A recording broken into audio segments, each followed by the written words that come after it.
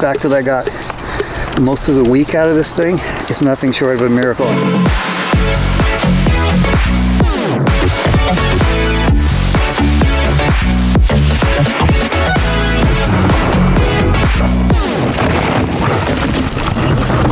GT designed the sensor with 130 millimeters of travel front and rear, 29-inch wheels. It's got modern geometry. GT abandoned, surprisingly, its iDrive suspension that it carried for so many years in favor of a much more conservative 4-bar horse link design. It's no secret that bikes are getting longer and more capable at speed, and the sensor subscribes to that trend. This medium size here that we'll be riding measures 445 millimeters, and if all those numbers confuse you, that's about the same reach as the new specialized Stump jumper in the large size. Geometry is aggressive for a 130 millimeter bike, with a gravity-friendly 65.5 degree head angle and a pretty steep seat angle at 76 degrees. GT offers two frame options for the sensor, an all-aluminum frame and a higher performance one that has a carbon front triangle. Perhaps the best thing about the sensor is that it's not going to break your bank account.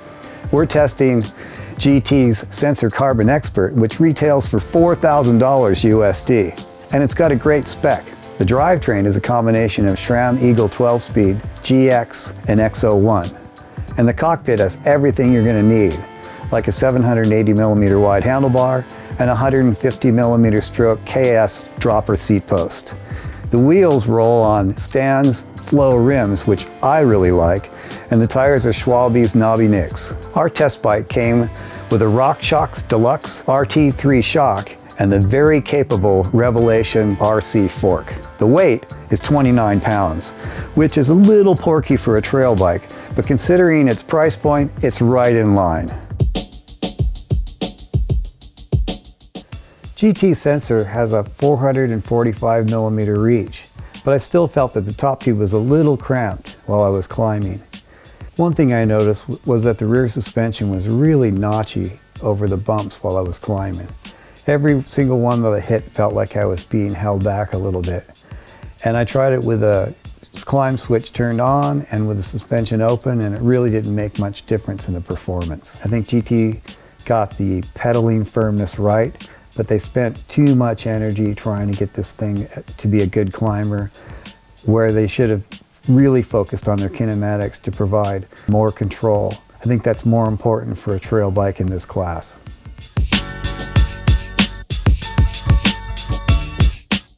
I felt like I was a little bit far forward when I was descending in a standing position, which didn't make me feel super confident on the descents on this bike. The geometry is right, so it can't be that. I mean, I feel like a boss on a steep, fast downhill until something goes wrong, and then I'm a passenger.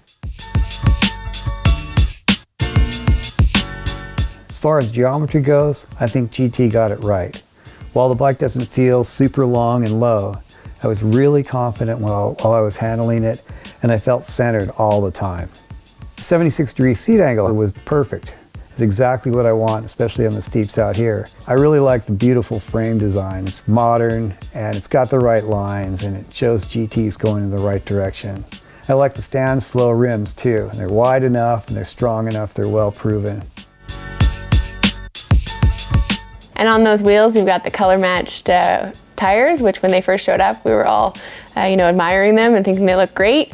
Unfortunately, we would have preferred that they actually hold a little bit more air. These tires are so thin, I can't believe I got this far on.